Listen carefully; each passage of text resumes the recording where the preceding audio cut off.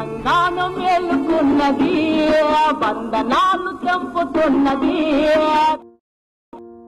తెలంగాణ కోసం తన జీవితాన్ని అర్పించిన సామాజిక విప్లవకారిణి తెలంగాణ గాన కోకిల బెల్లి లలితక్క గారు. తెలంగాణ అస్తిత్వం కోసం గళమెత్తి గర్జించి ప్రజల ఆర్తిని ఆకాంక్షను గానంగా మలిదశ తెలంగాణ ఉద్యమానికి ఊపిరి పోసి తన ఊపిరి వదిలింది.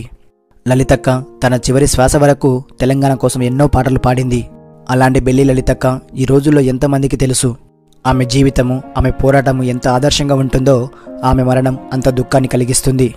ఉద్యమాల గడ్డ ఉమ్మడి నల్గొండ జిల్లా ఆత్మకూరు మండలం నాంచారిపేటలోని నిరుపేద కుటుంబంలో బెల్లి రామయ్య, బెల్లి వెంకటమ్మ దంపతులకు 1974 ఏప్రిల్ 29న బెల్లి లలితక్క జన్మించింది.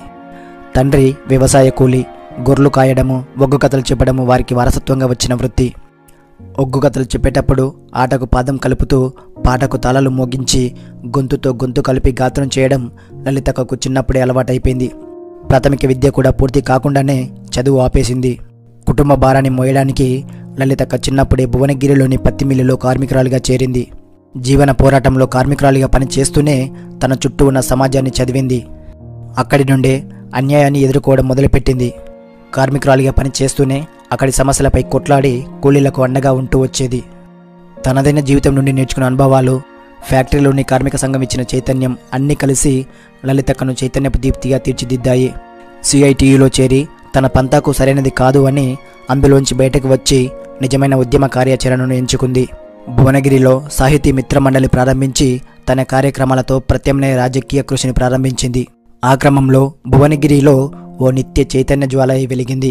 భువనగిరి బస్తీలోని సమస్యల పరిష్కారానికి, ముఖ్యంగా నీటి సమస్యను పరిష్కరించేందుకు ఉద్యమం చేపట్టింది. మహిళలను చైతన్యపరిచి సంఘటితం చేసేందుకు మహిళా స్రవంతిని ఏర్పాటు చేసింది. యువతలో పెరిగిపోయిన గుట్కా, పాన్ పరాగ్, సారా లాంటి వ్యసనాలకు వ్యతిరేకంగా పాట కట్టి ఊరూరా ప్రదర్శనలు ఇచ్చేవారు. యువతలో చైతన్యం పెంచి సంఘటితం చేసి ఉద్యమానికి బాటలు వేసింది. భువనగిరిలో వ్యభిచార నిర్మూలన కమిటీని ఏర్పాటు చేసి వ్యతిరేకంగా పెద్ద ఉద్యమాన్ని నడిపింది. ఎక్కడ ఏ సమస్య కోసం ప్రజలు పోరాడుతున్నా అక్కడ ప్రత్యక్షమై తన పాటలతో, మాటలతో ప్రజలను చైతన్యం చేసేందుకు తన జీవిత కాలానంతా వెచ్చించింది. 1997 మార్చి భువనగిరిలో జరిగిన మొట్టమొదటి దగాపడ్డ తెలంగాణ సభను విజయవంతం చేయడంలో లలితక్క ముఖ్య పాత్ర పోషించింది. ఆ సభకు దాదాపు 50,000కు పైగా జనం వచ్చారు. ఆ సభలో లలితక్క తన పాటలతో సభా ప్రాంగణాన్ని దద్దరిల్లేలా చేసింది. ఆ బహిరంగ సభ ద్వారా లలితక్క తెలంగాణ నినాదానికి జీవం పోసి ఉద్యమకారులు ఆశలు చిగురించేలా చేసింది. పాటే జీవితంగా ఎంచుకుంది. తన పాటలతో లక్షలాది జనాన్ని ఉత్తేజపరిచింది. దీంతో తెలంగాణ అంతటా లలితక్క పేరు మారుమోగిపోయింది. తెలంగాణ ప్రజలు లేడీ గద్దర్, తెలంగాణ గాన కోకిల అని బిరుదునిచ్చారు. అయితే పాట తీరుగా ఉన్నన్ని రోజులు అంత బాగానే ఉంది. ఎప్పుడైతే పాట అస్తిత్వం కోసం ధిక్కార స్వరం వినిపించిందో అప్పటి నుండి రాజ్యం వెన్నులో వణుకు పుట్టింది. ప్రత్యేక తెలంగాణ ఉద్యమం ఉవ్వెత్తిన ఎగిసిపడడంతో ప్రభుత్వానికి కంటి మీద కొనుకు లేకుండా పోయింది. ఆ క్రమంలోనే భువనగిరి నుండి లలితక్కకు ఎమ్మెల్యే టికెట్ ఇచ్చే ప్రతిపాదన రావడం కొందరికి కంటగింపుగా మారింది. అప్పటి నుండి పాటకు శాశ్వతంగా పాడేకట్టాలనుకుంది రాజ్యం. తన చుట్టూ ఉన్న సమాజంలోని సకల చెడులను, దురలవాట్లను ఆమె పాటై నిరసించేది. ప్రాంతీయ అసమానతలను ప్రశ్నిస్తూ పాలకులను నిలదీసింది. తనలాంటి శ్రామిక జనులు, జాతి జనుల విముక్తి కోసం లలితక్క గొంతెత్తి పాడింది. ఇది పాలకులకు కంటగింపుగా మారింది. రాజ్యం కక్ష కట్టి కత్తి నూరింది. అది 1999 మే 26 రోజులాగే పత్తిమిల్లుకు వెళ్ళింది లలితక్క. సాయంత్రం ఇంటికి తిరిగి వచ్చే వరకు తన కోసం తన చావు ఎదురు చూసుకుంటూ కూర్చుంది. అంతకుముందే తనతో పాటు తెలంగాణ జనసభలో పనిచేసే ఒక వ్యక్తిని కొట్టి భయపెట్టి లలితక్కను అప్పజెప్పమని బెదిరించారు. అతను ఆ రోజు ఉదయం 12 గంటల నుండి సాయంత్రం 5 గంటల వరకు లలితక్క వచ్చే వరకు ఇంటి దగ్గరే ఎదురు చూసుకుంటూ కూర్చున్నాడు. లలితక్క వచ్చాక తనతో పాటు తీసుకెళ్లాడు. వెళ్తూ తన చెల్లితో అన్న చివరి మాట, గుడ్లకూర చెయ్యి, మరో గంటలో వస్తా, వచ్చాక కలిసి తిందామని చెప్పి వెళ్ళింది. తిరిగి ఇంటికి రాలేదు. గంటలో తిరిగి వస్తా అని చెప్పి వెళ్ళిన లలితక్క 4 రోజుల తర్వాత ఒక వ్యవసాయ బావిలో 17 ముక్కలుగా నరకబడిన శరీర భాగాలతో కనబడింది. రోజులు గడుస్తున్నా ఆచూకీ లేదు. ఆనాడు ప్రభుత్వ నిర్బంధంలో ఉన్న భువనగిరి ప్రత్యేక పరిస్థితుల నేపథ్యంలో లలితక్కకు రాజ్యం ఏదైనా అపాయం తలపెట్టవచ్చని రాష్ట్ర వ్యాప్తంగా అందరూ భయపడ్డారు. ఒకవేళ అరెస్టు చేస్తే ఆచూకీ తెలపాలని ప్రజా సంఘాలు, హక్కుల సంఘాలు ప్రభుత్వాన్ని డిమాండ్ చేశాయి. ప్రజలు రోడ్లపైకి వచ్చి పాలకులను నిలదీశారు. ప్రజలు పెద్ద ఎత్తున కదిలి వచ్చి ప్రదర్శనలు, ధర్నాలు, రాస్తారోకులతో ప్రభుత్వాన్ని ఖండించారు. ఆందోళనలు జరుగుతుండగానే ప్రజలను తప్పుదోవ పట్టించేందుకు లలితక్క పనిచేసిన పత్తి మిల్లు నుండి ఒక లీవ్ లెటర్ను సంపాదించి అచ్చు అలాగే ఒక నకిలీ లెటర్ను సృష్టించారు. ఆ లేఖలో లలితక్క వ్యక్తిత్వాన్ని కించపరిచే విధంగా ఉండటంతో ప్రజలు మరింత ఆగ్రహం వ్యక్తం చేశారు.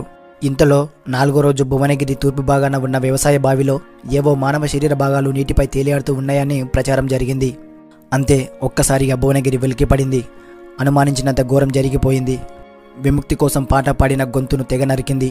కాలికి గజ్జె కట్టి ఆట ఆడి పాడినందుకు ఆడిపాడిన అవయవాలను ఖండాలుగా 17 ముక్కలుగా నరికింది రాక్షస రాజ్యం. ఒక మనిషిని 17 ముక్కలు, అసలు అది ఊహించుకుంటేనే ఒళ్ళు గగురు పుడుతుంది కదా. నేను ఎన్నోసార్లు ఆలోచించాను, ఒక మనిషిని ఎలా నరికితే 17 ముక్కలవుతుంది అని. అసలు ఆ లెక్కే సరిపోతలేదు. అలాంటిది ఒక బాడీని అసలు ఎలా 17 ముక్కలుగా నరికారు? మన కాలుకి చిన్న ముళ్ళు గుచ్చుకుంటేనే తట్టుకోలేము, అలాంటిది ఒక మనిషిని 17 ముక్కలంటే ఊహించుకుంటేనే భయంగా ఉంది. ఆ సమయంలో లలితక్క ముక్క ముక్కగా నరుకుతుంటే ఎంత నరకయాతన అనుభవించి ఉంటుందో కదా. అసలు నరికేవాడికైనా ఎలా చేతులు వచ్చాయి? మనిషే అనుకోవాలా, ఇంకేమైనా అనుకోవాలా? అయితే ఇదంతా దేనికోసం? ఇంత ఘాతుకం ఎందుకోసం? కేవలం ఒక 5 సంవత్సరాల వాళ్ళ పదవులు కాపాడుకోవడం కోసం ఒక నిండు జీవితాన్ని బలి తీసుకున్నారు. ఈ సంఘటన ఇప్పుడు ఎంతమందికి తెలుసు? అయినా అప్పటికి శరీర భాగాలను ప్రజలకు చూపించకుండా అవి బెల్లి లలితవి కాదు అని, తను నక్సలైట్ పార్టీ దళాలోకి వెళ్ళిందని ప్రజల్ని నమ్మించే ప్రయత్నం చేశారు. బెల్లి లలితను అలా ముక్కలుగా నరకాల్సిన అవసరం మాకు లేదని, చంపితే అందరిలాగానే బహిరంగంగా ఎన్కౌంటర్ చేస్తామని అప్పటి జిల్లా పోలీస్ అధికారి ప్రకటించాడు. ఇంకా అసలు మొదట శరీర భాగాలు ఎవరివో తెలియాల్సి ఉందని చెప్పుకొచ్చారు. అయినా అప్పటికి ప్రజలు నమ్మలేదు. ప్రభుత్వంపై ఇంకా ఒత్తిడి తెచ్చారు. చివరికి 2 వ్యక్తుల్ని తెరపైకి తెచ్చారు. ఆ 2 చేత అనేక అసత్యాలు చెప్పించారు. ఈ మొత్తం వ్యవహారంలో బెల్లి లలితక్కను వ్యక్తిగత కక్షలతోనే ఆమె విరోధులు చంపారని చెప్పడానికి ప్రభుత్వం పడరాని పాట్లు పడింది. బెల్లి లలితక్క జీవితము, త్యాగము ఒక ఎత్తైతే ఆ కుటుంబంపై జరిగిన దాడి, హింస భయంకరమైనది. ఒకే ఇంట్లో 4గురిని బలి తీసుకున్న రాజ్యం రక్తదాహానికి పచ్చని గూడు కకావికలమైంది. బెల్లి లలితక్క అన్న అయిన బెల్లి కృష్ణగారు 17 సంవత్సరాలు అజ్ఞాతంలోకి వెళ్ళిపోయాడు. తెలంగాణ రాష్ట్రం ఏర్పడ్డాక తిరిగి అజ్ఞాతంలో నుండి బయటికి వచ్చాడు. పాటకు మరణం లేదు, పాట నిరంతరం ప్రవహిస్తుంది. బెల్లి లలితక్క ఇచ్చిన ఉద్యమ స్ఫూర్తితో ఉరకలెత్తిన పోరాటం ఎట్టకేలకు ప్రత్యేక తెలంగాణ రాష్ట్రం సాధించేలా చేసింది. జోహార్ బెల్లి లలితక్క. Thank you. నీ పాటలు ఎర్రని పూలవనం, నీ ఆటకు హారతి పట్టె జనం.